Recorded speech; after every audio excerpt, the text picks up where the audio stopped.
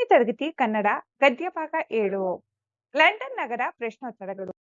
ಕೆಳಗಿನ ಕವಿಗಳ ಅಥವಾ ಸಾಹಿತಿಗಳ ಜನ್ಮಸ್ಥಳ, ಕಾಲ, ಕೃತಿ ಮತ್ತು ಪ್ರಶಸ್ತಿಗಳನ್ನು ಕುರಿತು ವಾಕ್ಯ ರೂಪದಲ್ಲಿ ಬರೆಯಿರಿ.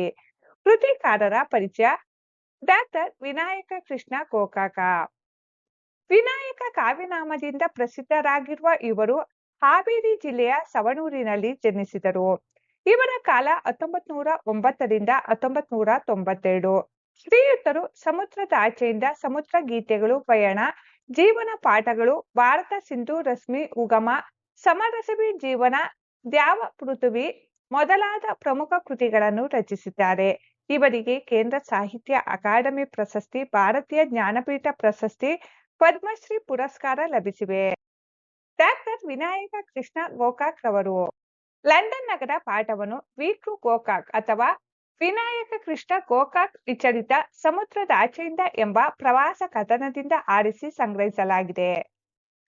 ಮುಖ್ಯ ಪ್ರಶ್ನೆ 1. ಕೊಟ್ಟಿರುವ ಪ್ರಶ್ನೆಗಳಿಗೆ ಒಂದು ವಾಕ್ಯದಲ್ಲಿ ಉತ್ತರಿಸಿ.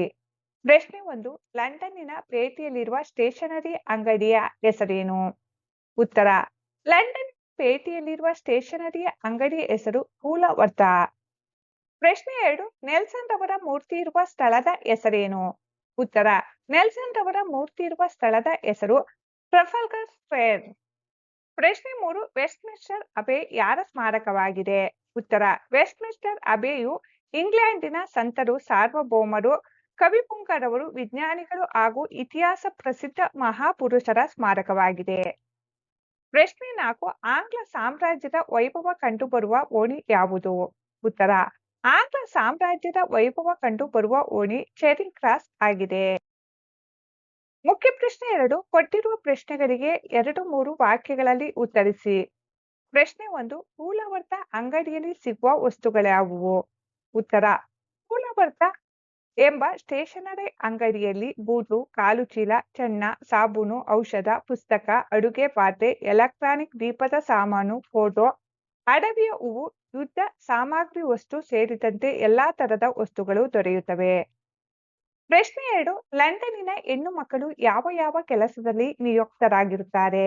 ಉತ್ತರ: ಲಂಡನ್ನಿನ ಎಲ್ಲ ಅಂಗಡಿಗಳಲ್ಲಿ, ಉಪಹಾರ ಗೃಹಗಳಲ್ಲಿ ವೇಟರ್ಸ್ ಅಥವಾ ಅಮಣಿಗಳು, ದೊಡ್ಡ ಅಂಗಡಿಗಳ ಟೈಪಿಸ್ಟ್ ಹಾಗೂ ಕಾರಕೂನರಾಗಿ, ಸಿನಿಮಾ ಗೃಹಗಳಲ್ಲಿ ಜಾಗ ಹುಡುಕಿಕೊಡುವವರಾಗಿ ಮತ್ತು ಕಾಲೇಜುಗಳಲ್ಲಿ ವಿದ್ಯಾರ್ಥಿನಿಯರ ಅನುಕೂಲಕ್ಕಾಗಿ ಸಿಪಾಯಿನಿಯರಾಗಿ ಹೆಣ್ಣು ಮಕ್ಕಳು ನಿಯುಕ್ತರಾಗಿರುತ್ತಾರೆ. ಪ್ರಶ್ನೆ 3. ಟೊಪ್ಪಿಗೆಯ ವಿಶೇಷತೆಯನ್ನು ಲೇಖಕರು ಹೇಗೆ ದಾಖಲಿಸಿದ್ದಾರೆ? ಉತ್ತರ: ಲಂಡನ್ನಿನ ಹೆಣ್ಣು ಮಕ್ಕಳ ಟೊಪ್ಪಿಗೆಗಳಲ್ಲಿ ಒಂದರಂತೆ ಇನ್ನೊಂದಿರುವುದಿಲ್ಲ. ಕನಿಷ್ಠ ಪಕ್ಷ ಅದಕ್ಕೆ ಸಿಕ್ಕಿಸಿದ ಪುಕ್ಕವಾದರೂ ಬೇರೆಯಾಗಿರುತ್ತದೆ. ಮನುಷ್ಯರಂತೆ ಟೊಪ್ಪಿಗೆಯಲ್ಲವೇ, ಒಬ್ಬ ಮನುಷ್ಯರಂತೆ ಇನ್ನೊಬ್ಬರಿಲ್ಲ ಎಂದು ಲೇಖಕರು ಟೊಪ್ಪಿಗೆಯ ವೈವಿಧ್ಯತೆಯನ್ನು ಕೌತುಕದಿಂದ ದಾಖಲಿಸಿದ್ದಾರೆ. ಪ್ರಶ್ನೆ 4. ಪೊಯೆಟ್ ಕಾರ್ನರ್ನಲ್ಲಿ ಯಾವ ಯಾವ ಕವಿಗಳ ಸಮಾಧಿಗಳಿವೆ? ಉತ್ತರ: ಪೊಯೆಟ್ ಕಾರ್ನರ್ನಲ್ಲಿ ಪ್ರಸಿದ್ಧ ಇಂಗ್ಲಿಷ್ ಲೇಖಕರಾದ Kipling, Hardy, Macaulay, Johnson, Goldsmith, Dryden, Ben Johnson, Wordsworth ಮೊದಲಾದ ಕವಿಗಳ ಸಮಾಧಿಗಳಿವೆ. ಪ್ರಶ್ನೆ 5. ಸಾಮ್ರಾಟರ ರಾಜ್ಯಾಭಿಷೇಕವಾಗುವ ಸಿಂಹಾಸನದ ಮೇಲಿರುವ ಕಲ್ಲುಪಾಟಿಯ ವಿಶೇಷತೆ ಏನು? ಉತ್ತರ: ಈ ಕಲ್ಲುಪಾಟಿಯನ್ನು ಸ್ಟೋನ್ ಆಫ್ ಸ್ಕೋನ್ ಎಂದು ಕರೆಯುತ್ತಾರೆ. ಇದನ್ನು 3ನೇ ಎಡ್ವರ್ಡ್ ರಾಜನು ಸ್ಕಾಟ್ಲೆಂಡಿನ ಅರಸರಿಂದ ಕಿತ್ತುಕೊಂಡು ಬಂದಿದ್ದನು. ಅಂದಿನಿಂದ ಇಂಗ್ಲೆಂಡಿನ ಎಲ್ಲಾ ಸಾಮ್ರಾಟರ ಪಟ್ಟಾಭಿಷೇಕವು ಸಿಂಹಾಸನದ ಮೇಲಿರುವ ಈ ಕಲ್ಲಿನ ಮೇಲೆಯೇ ಕೂತು ನಡೆಯುತ್ತದೆ. ಮುಖ್ಯ ಪ್ರಶ್ನೆ 3. ಕೊಟ್ಟಿರುವ ಪ್ರಶ್ನೆಗಳಿಗೆ 8-10 ವಾಕ್ಯಗಳಲ್ಲಿ ಉತ್ತರಿಸಿ. ಪ್ರಶ್ನೆ 1. ಲಂಡನ್ ನಗರ ವೀಕ್ಷಣೆಯಲ್ಲಿ ಲೇಖಕರು ಗುರುತಿಸಿರುವ ವಿಶೇಷತೆಗಳೇನು? ಉತ್ತರ: ಲಂಡನ್ ನಗರವು ತನ್ನದೇ ಆದ ವಿಶಾಲತೆ ಮತ್ತು ವೈವಿಧ್ಯತೆಯನ್ನು ಹೊಂದಿರುವ ಒಂದು ಸ್ವತಂತ್ರ ಜಗತ್ತಾಗಿದೆ ಎಂದು ಲೇಖಕ ವಿಕೃ ಗೋಕಾಕ್ ರವರು ಗುರುತಿಸಿದ್ದಾರೆ. ರಸ್ತೆಗಳಲ್ಲಿ ಲಕ್ಷಾಂತರ ಜನರು ಅತ್ಯಂತ ಗಡಿಬಿಡಿಯಿಂದ ಓಡಾಡುವುದನ್ನು ಕಂಡ ಲೇಖಕರು ಬ್ರಿಟಿಷರು ಸಮಯಕ್ಕೆ ಕೊಡುವ ಮಹತ್ವವನ್ನು ಒತ್ತೇ ಹಣ ಎಂದು ಬಣ್ಣಿಸಿದ್ದಾರೆ. ನಗರದಲ್ಲಿ ಸಂಚರಿಸುವ ಗಂಡಸರು ಮತ್ತು ಹೆಂಗಸರು ಧರಿಸುವ ವಿವಿಧ ನಮೂನೆಯ ವಿಚಿತ್ರ ಆಕಾರದ ಟೊಪ್ಪಿಗೆಗಳು ಹಾಗೂ ಅವರ ಉಡುಪುಗಳ ವೈವಿಧ್ಯತೆಯು ಲೇಖಕರ ಗಮನ ಸೆಳೆಯುತ್ತದೆ. ಹೂಲವರ್ಥ ಎಂಬ ಪ್ರಸಿದ್ಧ ಅಂಗಡಿಯಲ್ಲಿ ಅಪರೂಪದ ಹಾಗೂ ಉಪಯುಕ್ತ ವಸ್ತುಗಳು ಸಿಗುವುದು ಇಲ್ಲಿನ ಇನ್ನೊಂದು ವಿಶೇಷವಾಗಿದೆ. ನಗರದ ಮೂಲೆ ಮೂಲೆಗಳಲ್ಲಿ ನೆಲ್ಸನ್, ವೆಲ್ಲಿಂಗ್ಟನ್ ಮುಂತಾದ ವೀರರ ಭವ್ಯ ಶಿಲಾ ಪ್ರತಿಮೆಗಳನ್ನು ಸ್ಥಾಪಿಸಲಾಗಿದ್ದು ಅವು ಪ್ರಜೆಗಳಲ್ಲಿ ನಿಮ್ಮ ದೇಶದ ಗೌರವವನ್ನು ಕಾಯಿರಿ ಎಂಬ ದೇಶ ಪ್ರೇಮದ ಭಾವನೆಯನ್ನು ಮೂಡಿಸುತ್ತವೆ. 1000 ವರ್ಷ ಪುರಾತನವಾದ ವೆಸ್ಟ್ಮಿನ್ಸ್ಟರ್ ಅಬೆಯಲ್ಲಿ ಇಂಗ್ಲೆಂಡಿನ ಸಂತರು, ಸಾರ್ವಭೌಮರು ಹಾಗೂ ಮಹಾನ್ ಕವಿಗಳ ನೆನಪುಗಳನ್ನು ಮತ್ತು ಗೋರಿಗಳನ್ನು ಗೌರವದಿಂದ ಕಾಯ್ದಿರಿಸಲಾಗಿದೆ. ಚೇರಿಂಗ್ ಕ್ರಾಸ್, ಇಂಡಿಯಾ ಆಫೀಸಿನ ಹತ್ತಿರ ಆಫ್ರಿಕನ್ ಕಚೇರಿ, ಇನ್ನೊಂದು ವಸತಿನ ಕಚೇರಿ, 108 ಬ್ಯಾಂಕ್ಗಳು, ದೊಡ್ಡ ಕಂಪನಿಯ ಕಚೇರಿಗಳು ಎಲ್ಲವೂ ದಂಗುಬಡಿಸುವಂತೆ ನೆರೆದಿವೆ ಹಾಗೂ ಅಪಾರ ಜನಸಂದಣಿಯ ನಡುವೆಯೂ ಅಲ್ಲಿ ಕಂಡುಬರುವ ಶಿಸ್ತು ಮತ್ತು ಕಾನೂನಿಗೆ ಕೊಡುವ ಗೌರವ ಲೇಖಕರ ಮನಸ್ಸನ್ನು ಅಪಾರವಾಗಿ ಸೆಳೆಯುತ್ತದೆ. ಪ್ರಶ್ನೆ 2. ವೆಸ್ಟ್ ಮಿನ್ಸ್ಟರ್ ಅಬೆ ಪ್ರಾರ್ಥನಾ ಮಂದಿರ ಒಂದು ವಿಶೇಷ ಸ್ಮಾರಕ ವಿವರಿಸಿ. ಉತ್ತರ: ವೆಸ್ಟ್ ಮಿನ್ಸ್ಟರ್ ಅಬೆ ಎಂಬ ಪ್ರಾರ್ಥನಾ ಮಂದಿರ ಕನಿಷ್ಠ 1000 ವರ್ಷಗಳಷ್ಟು ಪುರಾತನವಾದ ಭವ್ಯ ಪ್ರಾರ್ಥನಾ ಮಂದಿರವಾಗಿದ್ದು ಇದು ಸತ್ತವರ ಸ್ಮಾರಕವಾಗಿದ್ದು ಇದಕ್ಕಿಂತ ಘನತರವಾದ ಮಂದಿರ ಇನ್ನೊಂದಿರಲಾರದು. ಇಲ್ಲಿ ಇಂಗ್ಲೆಂಡಿನ ಸಂತರು, ಸಾರ್ವಭೌಮರು ಹಾಗೂ ಕವಿಪುಂಗವರು ನೆಮ್ಮದಿ ಒರಗಿ ಮಲಗಿದ್ದಾರೆ. 300 ವರ್ಷಗಳ ಹಿಂದೆ ಕವಿ ಬ್ಲೂಮ್ಯಾಂಡ್ ಮಸ್ಟರ್ಸ್ಟಬೆ ಎಷ್ಟು ಗೋರಿ ಗುಂಪುಗಳು ಇಲ್ಲಿವೆ ನೋಡಿ ಅಂಜು ಎಂದು ಈ ಮಂದಿರದ ಗೋರಿಗಳ ಕುರಿತು ಹಾಡಿದ್ದಾನೆ. ಗೋಲ್ಡ್ಸ್ಮಿತ್ ಹಾಗೂ ಎಡಿಸನ್ ಎಂಬ ಪ್ರಖ್ಯಾತ ಸಾಹಿತಿಗಳು ವೆಸ್ಟ್ಮಿನ್ಸ್ಟರ್ ಅಬೆಯ ಸಂದರ್ಶನ ಎಂಬ ವಿಷಯದ ಮೇಲೆ ಉತ್ತಮವಾದ ನಿಬಂಧಗಳನ್ನು ಬರೆದಿದ್ದು ಇದು ಕವಿಗಳ ಸ್ಫೂರ್ತಿಯ ತವರೂರಾಗಿದೆ. ಈ ಮಂದಿರವು ಹೊರಗಿನಿಂದ ಶೃಂಗರಿಸಿದ ಸಣ್ಣ ಬಾಗಿಲಿನಂತೆ ಕಂಡರೂ ಒಳಗಿನ ಕಟ್ಟಡವು ಅತ್ಯಂತ ಭವ್ಯ ಹಾಗೂ ಸುಂದರವಾಗಿದೆ. ಮಂದಿರದ ಒಳಗೆ ಸಾಗುವ ಹಾದಿಯಲ್ಲಿ ಆಂಗ್ಲ ಸಾಮ್ರಾಜ್ಯದ ಕೀರ್ತಿಧ್ವಜ ಎತ್ತಿ ಹಿಡಿದ earl of Chatham, Gladstone, ಮಾಲ್ ಡಿಸ್ರೇಲಿಯಂತಹ ರಾಜಕಾರಣಿಗಳ ಶಿಲಾಮೂರ್ತಿಗಳಿವೆ. ಪಾತಿಯ ಆಸನದ ಬಳಿ ಬಂಗಾರದ ಬಣ್ಣದ ಅತ್ಯುತ್ತಮ ಕೆತ್ತನೆ ಕೆಲಸಗಳನ್ನು ಕಾಣಬಹುದು. ಮುಖ್ಯ ಪ್ರಶ್ನೆ 4. ಸಂದರ್ಭ ಸಹಿತ ಸ್ವಾರಸ್ಯವನ್ನು ವಿವರಿಸಿ. ವಾಕ್ಯ 1. ನಿಮ್ಮ ದೇಶದ ಗೌರವವನ್ನು ಕಾಯಿರಿ, ಇದು ದೊಡ್ಡದಾದ ರಾಷ್ಟ್ರ. ಆಯ್ಕೆ: ಈ ವಾಕ್ಯವನ್ನು ವಿಕ್ಟರ್ ಗೋಕಾಕ್ ಅಥವಾ ವಿನಾಯಕ ಕೃಷ್ಣ ಗೋಕಾಕ್ ಅವರ ಸಮುದ್ರದಾಚೆಯಿಂದ ಎಂಬ ಪ್ರವಾಸ ಕಥನದಿಂದ ಆರಿಸಲಾಗಿರುವ ಲಂಡನ್ ನಗರ ಎಂಬ ಗದ್ಯ ಭಾಗದಿಂದ ತೆಗೆದುಕೊಳ್ಳಲಾಗಿದೆ. ಸಂದರ್ಭ: ಲೇಖಕರು ಲಂಡನ್ ನಗರದ ಬೀದಿ ಬೀದಿಗಳಲ್ಲಿ ಮೂಲೆ ಮೂಲೆಗಳಲ್ಲಿ ಸ್ಥಾಪಿಸಲಾಗಿರುವ ನೆಲ್ಸನ್, ವೆಲ್ಲಿಂಗ್ಟನ್ ಮುಂತಾದ ಇತಿಹಾಸ ಪ್ರಸಿದ್ಧ ವೀರರ ಹಾಗೂ ಮಹಾಪುರುಷರ ಶಿಲಾ ಪ್ರತಿಮೆಗಳನ್ನು ನೋಡಿದಾಗ ಈ ರೀತಿ ಉದ್ಘಾಟಿಸುತ್ತಾರೆ. ಆ ಮಹಾಪುರುಷರು ನಿಂತು ಕೈ ಎತ್ತಿ ನಿಮ್ಮ ದೇಶದ ಗೌರವವನ್ನು ಕಾಯಿರಿ, ಇದು ದೊಡ್ಡದಾದ ರಾಷ್ಟ್ರ ಎಂದು ಹೇಳುತ್ತಿರುವಂತೆ ಲೇಖಕರಿಗೆ ಭಾಸವಾಗುತ್ತದೆ. ಸ್ವಾರಸ್ಯ: ದೇಶಕ್ಕಾಗಿ ದುಡಿದ ಮಹಾಪುರುಷರನ್ನು ಬ್ರಿಟಿಷರು ಗೌರವಿಸಿರುವ ರೀತಿ ಹಾಗೂ ಅದು ಪ್ರಜೆಗಳಲ್ಲಿ ಮೂಡಿಸುವ ದೇಶ ಪ್ರೇಮದ ಭಾವನೆ ಇಲ್ಲಿದೆ. ವಾಕ್ಯ 2. ಒತ್ತು ಒತ್ತು ಒತ್ತೆ ಹಣ.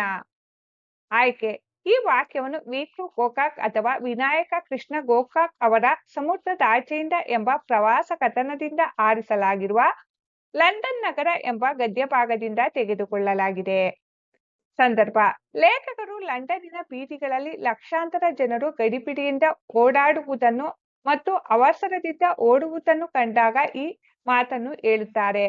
ಪಾಶ್ಚಾತ್ಯ ದೇಶಗಳಲ್ಲಿ ಜನರು ಸಮಯಕ್ಕೆ ಕೊಡುವ ಮಹತ್ವವನ್ನು ವಿವರಿಸುವ ಸಂದರ್ಭ ಇದಾಗಿದೆ. ಸ್ವಾರಸ್ಯ: ಸಮಯದ ಪ್ರತಿಯೊಂದು ಕ್ಷಣವೂ ಹಣದಷ್ಟೇ ಅತ್ಯಮೂಲ್ಯವಾದುದು ಎಂಬ ಪಾಶ್ಚಾತ್ಯರ ಆಲೋಚನಾ ಶೈಲಿ ಇಲ್ಲಿದೆ. ವಾಕ್ಯ 3. ಯಾರನ್ನು ತುಳಿದರೇನು, ಎಲ್ಲಿ ಹೆಜ್ಜೆ ಹಾಕಿದರೇನು, ಎಲ್ಲವೂ ಅಷ್ಟೇ ಮಣ್ಣು ಮಣ್ಣು. ಆಯ್ಕೆ: ಈ ವಾಕ್ಯವನ್ನು ವಿಕ್ಟರ್ ಗೋಕಾಕ್ ಅವರ ಸಮುದ್ರದಾಚೆಯಿಂದ ಎಂಬ ಪ್ರವಾಸ ಕಥನದಿಂದ ಆರಿಸಲಾಗಿರುವ ಲಂಡನ್ ನಗರ ಎಂಬ ಗದ್ಯ ಭಾಗದಿಂದ ತೆಗೆದುಕೊಳ್ಳಲಾಗಿದೆ. ಸಂದರ್ಭ: ವೆಸ್ಟ್ಮಿನ್ಸ್ಟರ್ ಅಬೆಯ ಕವಿಗಳ ಮೂಲೆಯಲ್ಲಿ ನಡೆಯುವಾಗ ಪ್ರಸಿದ್ಧ ಕವಿಗಳ ಸಮಾಧಿ ಕಲ್ಲುಗಳ ಮೇಲೆ ಹೆಜ್ಜೆಯಿಟ್ಟು ನಡೆಯಬೇಕಾಗುತ್ತದೆ. ಕೊನೆಗೆ ದಿಕ್ಕು ತಪ್ಪಿದಂತಾಗಿ ಎಷ್ಟೇ ದೊಡ್ಡ ಕವಿ ಸಾಹಿತಿಯಾಗಿದ್ದರೂ ಕೊನೆಗೆ ಮಣ್ಣಾಗಲೇಬೇಕು ಎಂಬ ಸಾಕ್ಷಾತ್ಕಾರವಾದಾಗ ಲೇಖಕರು ತಮ್ಮ ಮನಸ್ಸಿನಲ್ಲಿ ಹೀಗೆ ಅಂದುಕೊಳ್ಳುತ್ತಾರೆ. ಸ್ವಾರಸ್ಯ: ಮನುಷ್ಯ ಎಷ್ಟೇ ದೊಡ್ಡ ಸಾಧಕನಾಗಿದ್ದರೂ ಮರಣದ ನಂತರ ಎಲ್ಲವೂ ಮಣ್ಣಿಗೆ ಸಮಾನ ಎಂಬ ಜೀವನದ ಅಂತಿಮ ಸತ್ಯ ಮತ್ತು ವೈರಾಗ್ಯದ ಭಾವನೆ ಇಲ್ಲಿ ಅತ್ಯಂತ ಸ್ವಾರಸ್ಯಕರವಾಗಿ ವ್ಯಕ್ತವಾಗಿದೆ. ವಾಕ್ಯ 4. ಪ್ರವಾಸವು ಶಿಕ್ಷಣದ ಒಂದು ಭಾಗವಾಗಿದೆ. ಆಯ್ಕೆ: ಈ ವಾಕ್ಯವನ್ನು ವಿಕ್ಟರ್ ಗೋಕಾಕ್ ಅಂದರೆ ವಿನಾಯಕ ಕೃಷ್ಣ ಗೋಕಾಕ್ ಅವರ ಸಮುದ್ರದಾಚೆಯಿಂದ ಎಂಬ ಪ್ರವಾಸ ಕಥನದಿಂದ ಆರಿಸಲಾಗಿರುವ ಲಂಡನ್ ನಗರ ಎಂಬ ಗದ್ಯ ಭಾಗದಿಂದ ತೆಗೆದುಕೊಳ್ಳಲಾಗಿದೆ. ಸಂದರ್ಭ: ಲಂಡನ್ ನಗರದ ಪ್ರವಾಸದ ಕೊನೆಯಲ್ಲಿ ಲೇಖಕರು ಪ್ರವಾಸದ ಶೈಕ್ಷಣಿಕ ಮಹತ್ವವನ್ನು ನೆನೆಯುತ್ತಾರೆ. ಪ್ರವಾಸದಿಂದ ತಮ್ಮ ಮನಸ್ಸು ವಿಕಾಸ ಹೊಂದಿ ದೃಷ್ಟಿಕೋನ ವಿಶಾಲವಾದುದನ್ನು ಭಾವಿಸುವಾಗ ಪ್ರವಾಸವು ಶಿಕ್ಷಣದ ಒಂದು ಭಾಗವಾಗಿದೆ ಎಂದು ಬೇಕನ್ ಹೇಳಿದ ಮಾತನ್ನು ಲೇಖಕರು ಇಲ್ಲಿ ಉಲ್ಲೇಖಿಸಿದ್ದಾರೆ ಅಥವಾ ಉದಾಹರಿಸಿದ್ದಾರೆ. ಸ್ವಾರಸ್ಯ: ಪ್ರವಾಸ ಎನ್ನುವುದು ಕೇವಲ ಪ್ರದರ್ಶನ ಅಥವಾ ಮನರಂಜನೆಯಲ್ಲ, ಅದು ಮಾನವನ ಜ್ಞಾನ ಮತ್ತು ವ್ಯಕ್ತಿತ್ವವನ್ನು ವಿಕಾಸಗೊಳಿಸುವ ಶಿಕ್ಷಣದ ಅತ್ಯಂತ ಪ್ರಮುಖ ಅಂಗ ಎಂಬುದನ್ನು ಈ ವಾಕ್ಯವು ಎತ್ತಿ ಹಿಡಿಯುತ್ತದೆ. ಮುಖ್ಯ ಪ್ರಶ್ನೆ 5. ಬಿಟ್ಟಿರುವ ಪದಗಳನ್ನು ಸರಿಯಾದ ಪದಗಳಿಂದ ತುಂಬಿರಿ. ವಾಕ್ಯ 1. ಲಂಡನ್ ಪಟ್ಟಣವೆಂದರೆ ಒಂದು ಡ್ಯಾಶ್ ಜಗತ್ತು.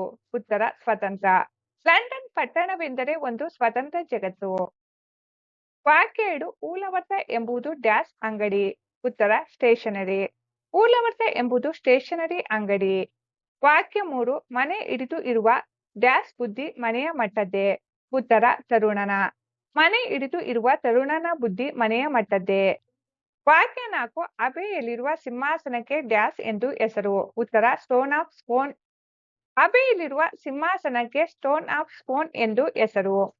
ವಾಕ್ಯ 5. ವೆಸ್ಟ್ಮಿನ್ಸ್ಟರ್ ಅಬೆ ಎಂಬುದು ಡ್ಯಾಶ್. ಉತ್ತರ: ಪ್ರಾರ್ಥನಾ ಮಂದಿರ. ವೆಸ್ಟ್ಮಿನ್ಸ್ಟರ್ ಅಬೆ ಎಂಬುದು ಪ್ರಾರ್ಥನಾ ಮಂದಿರ. ಮುಖ್ಯ ಪ್ರಶ್ನೆ 6. ಈ ಪದಗಳನ್ನು ಬಿಡಿಸಿ ಸಂಧಿ ಹೆಸರನ್ನು ಬರೆಯಿರಿ. 1. ಒಮ್ಮೊಮ್ಮೆ. ಒಮ್ಮೆ ಪ್ಲಸ್ ಒಮ್ಮೆ ಲೋಪಸಂಧಿ. 2. ಜಾಗವನ್ನು. ಜಾಗ ಪ್ಲಸ್ ಅನ್ನು ಆಗಮ ಸಂಧಿ. 3. ಅತ್ಯಾದರ. ಅತಿ ಪ್ಲಸ್ ಆದರ ಎಣ್ಸಂಧಿ. 4. ವಾಚನಾಲಯ. ವಾಚನ ಪ್ಲಸ್ ಆಲಯ ಸವರ್ಣ ದೀರ್ಘ ಸಂಧಿ. 5. ಸಂಗ್ರಹಾಲಯ. ಸಂಗ್ರಹ ಪ್ಲಸ್ ಆಲಯ ಸವರ್ಣ ದೀರ್ಘ ಸಂಧಿ. 6. ಓಣಿಯಲ್ಲಿ. ಓಣಿ ಪ್ಲಸ್ ಅಲ್ಲಿ ಆಗಮ ಸಂಧಿ. 7. ಈ ಪದಗಳ ಅರ್ಥ ಬರೆದು ಅವುಗಳನ್ನು ನಿಮ್ಮ ಸ್ವಂತ ವಾಕ್ಯದಲ್ಲಿ ಪ್ರಯೋಗಿಸಿ. ದಂಗುಬಡಿ. ಅರ್ಥ: ವಿಸ್ಮಯಗೊಳ್ಳು ಅಥವಾ ಸ್ತಬ್ಧವಾಗು. ಸ್ವಂತ ವಾಕ್ಯ: ಜೋಗ್ ಜಲಪಾತದ ರಮಣೀಯ ಸೌಂದರ್ಯವನ್ನು ಕಂಡು ನಮ್ಮ ಕುಟುಂಬದವರು ದಂಗು ಪಡೆದ ಹಾಗೆ ನಿಂತರು. ಮನಗಾಣು. ಅರ್ಥ: ಅರ್ಥೈಸಿಕೋ ಅಥವಾ ಮನವರಿಕೆ ಮಾಡಿಕೋ. ಸ್ವಂತ ವಾಕ್ಯ: ಪ್ರತಿಯೊಬ್ಬರು ಸಮಯದ ಮೌಲ್ಯವನ್ನು ತಿಳಿದುಕೊಳ್ಳಬೇಕೆಂಬ ವಿಷಯವನ್ನು ಶಿಕ್ಷಕರು ನಮಗೆ ಮನಗಾಣಿಸಿದರು. ಅಚ್ಚಳಿ. ಅರ್ಥ: ಅರಿಸಿ ಹೋಗದಿರು ಅಥವಾ ನಾಶವಾಗದಿರು. ಸ್ವಂತ ವಾಕ್ಯ: ನಮ್ಮ ಕುಟುಂಬದವರೆಲ್ಲರೂ ಒಟ್ಟಿಗೆ ಕಟೀಲು ಕ್ಷೇತ್ರಕ್ಕೆ ಪ್ರವಾಸ ಹೋದ ನೆನಪುಗಳು ನನ್ನ ಮನಸ್ಸಿನಲ್ಲಿ ಅಚ್ಚಳಿಯದೆ ಉಳಿದಿವೆ. ದುರಸ್ತಿ. ಅರ್ಥ: ರಿಪೇರಿ ಮಾಡುವುದು ಅಥವಾ ಸರಿಪಡಿಸುವುದು. ಸ್ವಂತ ವಾಕ್ಯ: ನಮ್ಮ ಹಳ್ಳಿಯಿಂದ ಪಟ್ಟಣಕ್ಕೆ ಹೋಗುವ ರಸ್ತೆಯಲ್ಲಿ ದುರಸ್ತಿ ಕಾರ್ಯ ನಡೆಯುತ್ತಿದೆ. ಘನತ್ತರ. ಅರ್ಥ: ಅತ್ಯಂತ ಶ್ರೇಷ್ಠವಾದ ಅಥವಾ ಗೌರವಾನ್ವಿತ. ಸ್ವಂತ ವಾಕ್ಯ: ಮಹಾತ್ಮ ಗಾಂಧೀಜಿಯವರು ದೇಶದ ಸ್ವಾತಂತ್ರ್ಯಕ್ಕಾಗಿ ಘನತ್ತರವಾದ ಸೇವೆಯನ್ನು ಸಲ್ಲಿಸಿದ್ದಾರೆ. ನಿಟ್ಟಿಸಿ ನೋಡು. ಅರ್ಥ: ಏಕಾಗ್ರತೆಯಿಂದ ನೋಡು ಅಥವಾ ದಿಟ್ಟಿಸಿ ನೋಡು. ಸ್ವಂತ ವಾಕ್ಯ: ವಸ್ತು ಸಂಗ್ರಹಾಲಯದಲ್ಲಿದ್ದ ಪ್ರಾಚೀನ ಕಾಲದ ನಾಣ್ಯಗಳನ್ನು ನಾನು ಕುತೂಹಲದಿಂದ ನಿಟ್ಟಿಸಿ ನೋಡಿದೆನು. ಮೂಲೆಗೊತ್ತು. ಅರ್ಥ: ನಿರ್ಲಕ್ಷಿಸು, ಬದಿಗೊತ್ತು. ಸ್ವಂತ ವಾಕ್ಯ: ಹಿರಿಯರು ನೀಡುವ ಒಳ್ಳೆಯ ಸಲಹೆಗಳನ್ನು ನಾವು ಎಂದಿಗೂ ಮೂಲೆಗೊತ್ತಾಗಬಾರದು. ದಿಕ್ಕು ತಪ್ಪು. ಅರ್ಥ: ಮಾರ್ಗ ತಪ್ಪುವುದು ಅಥವಾ ಗೊಂದಲಕ್ಕೊಳಗಾಗುವುದು. ಸ್ವಂತ ವಾಕ್ಯ: ದಟ್ಟವಾದ ಅಡವಿಯಲ್ಲಿ ಪ್ರಯಾಣಿಸುವಾಗ ಸರಿಯಾದ ಮಾರ್ಗ ತಿಳಿಯದೆ ನಮಗೆ ದಿಕ್ಕು ತಪ್ಪಿದಂತಾಯಿತು. ವಸೀಲಿ. ಅರ್ಥ: ಪ್ರಭಾವ ಬಳಸುವುದು ಅಥವಾ ಶಿಫಾರಸು. ಸ್ವಂತ ವಾಕ್ಯ: ಸ್ವಂತ ಶ್ರಮ ಹಾಗೂ ಪ್ರತಿಭೆಯಿಂದ ಸಾಧನೆ ಮಾಡಬೇಕೇ ಹೊರತು ವಸೀಲಿಯಿಂದಲ್ಲ. ಭಾಷಾ ಚಟುವಟಿಕೆ. ಕೊಟ್ಟಿರುವ ಪ್ರಶ್ನೆಗಳಿಗೆ ಉತ್ತರ ಬರೆಯಿರಿ. ಪ್ರಶ್ನೆ 1. ನಾಮಪದ ಎಂದರೇನು ಉದಾಹರಿಸಿರಿ. ಉತ್ತರ: ನಾಮ ಪ್ರಕೃತಿಗಳಿಗೆ ವಿಭಕ್ತಿ ಪ್ರತ್ಯಯಗಳು ಸೇರಿ ಆಗುವ ಪದವೇ ನಾಮಪದ. ಉದಾಹರಣೆಗೆ: ಭೀಮ ಎನ್ನುವುದು ನಾಮ ಪ್ರಕೃತಿ, ಅನ್ನು ಎನ್ನುವುದು ವಿಭಕ್ತಿ ಪ್ರತ್ಯಯ, ಭೀಮನನ್ನು ಎನ್ನುವುದು ನಾಮಪದ. ಭೀಮ ಪ್ಲಸ್ ಅನ್ನು ಭೀಮನನ್ನು. ಪ್ರಶ್ನೆ 2. ನಾಮವಾಚಕಗಳ ವಿಧಗಳನ್ನು ಪಟ್ಟಿ ಮಾಡಿ. ಉತ್ತರ: ನಾಮವಾಚಕಗಳ ವಿಧಗಳು: ವಸ್ತುವಾಚಕ, ಗುಣವಾಚಕ, ಸಂಖ್ಯಾವಾಚಕ, ಸಂಖ್ಯಾಯವಾಚಕ, ಭಾವನಾಮ, ಪರಿಮಾಣವಾಚಕ, ದಿಗ್ವಾಚ, ಸರ್ವನಾಮ. ಪ್ರಶ್ನೆ 3. ಕೃತಾಂತ ಎಂದರೇನು? ಉದಾಹರಣೆಗಳನ್ನು ಬರೆಯಿರಿ. ಉತ್ತರ: ಧಾತುಗಳಿಗೆ ಕೃತ್ ಪ್ರತ್ಯಯಗಳು ಸೇರಿದರೆ ಅದನ್ನು ಕೃತಾಂತ ಎನ್ನುತ್ತೇವೆ. ಉದಾಹರಣೆಗೆ ಮಾಡಿದ, ಮಾಡು ಪ್ಲಸ್ ದ ಪ್ಲಸ್ ಆ. ಹೋಗುವ, ಹೋಗು ಪ್ಲಸ್ ವ ಪ್ಲಸ್ ಆ. ಕೊನೆಯಲ್ಲಿರುವ ಆ ಎಂಬುದೇ ಕೃತ್ ಪ್ರತ್ಯಯ. ಪ್ರಶ್ನೆ 4. ಕೊಟ್ಟಿರುವ ಪದಗಳನ್ನು ಕೃತಾಂತ ನಾಮ, ಕೃತಾಂತ ಭಾವನಾಮ, ಕೃತಾಂತ ವ್ಯಯಗಳಾಗಿ ವಿಂಗಡಿಸಿ ಬರೆಯಿರಿ. ಕೊಟ್ಟಿರುವ ಪದಗಳು: ಮಾಟ, ಓಡಿದ, ತಿಂದ, ನೋಡಿ, ಆಟ, ನೋಡಿದ. ಕೃತಾಂತ ಭಾವನಾಮ: ಓಡಿದ, ನೋಡಿದ, ತಿಂದ. ಕೃತಾಂತ ಭಾವನಾಮ: ಆಟ, ಮಾಟ. ಕೃತಾಂತ ವ್ಯಯ: ನೋಡಿ. ಕೊಟ್ಟಿರುವ 4 ಉತ್ತರಗಳಲ್ಲಿ ಸೂಕ್ತವಾದುದನ್ನು ಆರಿಸಿ ಬರೆಯಿರಿ. 1. ವರ್ತಮಾನ ಕೃತಾಂತ ನಾಮಕ್ಕೆ ಈ ಪದವು ಉದಾಹರಣೆಯಾಗಿದೆ. ಆಯ್ಕೆಗಳು: ಬರೆಯುವ, ಬರೆದ, ಬರೆಯದ, ಬರೆಹ. ಸರಿಯಾದ ಆಯ್ಕೆ ಆ. ಬರೆಯುವ. 2. ನೋಟ ಎಂಬುದು ಈ ವ್ಯಾಕರಣಾಂಶವಾಗಿದೆ. ಆಯ್ಕೆಗಳು: ಕೃದಂತ ನಾಮ, ಕೃದಂತ ಭಾವನಾಮ, ಕೃದಂತ ವ್ಯಯ, ತದಿತಾಂತ. ಸರಿಯಾದ ಆಯ್ಕೆ ಆ. ಕೃದಂತ ಭಾವನಾಮ. 3. ಇವುಗಳಲ್ಲಿ ಕೃದಂತ ವ್ಯಯಕ್ಕೆ ಉದಾಹರಣೆಯಾದ ಪದ. ಆಯ್ಕೆಗಳು: ತೊಡುಗೆ, ತಿನ್ನುವಿಕೆ, ನಡೆಯುವ, ಮಾಡಲಿಕ್ಕೆ. ಸರಿಯಾದ ಆಯ್ಕೆ ಈ. ಮಾಡಲಿಕ್ಕೆ. 4. ಓಣಿಯಲ್ಲಿ ಎಂಬುದು ಈ ವಿಭಕ್ತಿಯಲ್ಲಿದೆ. ಆಯ್ಕೆಗಳು: ಪ್ರಥಮ, ತೃತೀಯ, ಪಂಚಮಿ, ಸಪ್ತಮಿ. ಸರಿಯಾದ ಆಯ್ಕೆ ಈ. ಸಪ್ತಮಿ.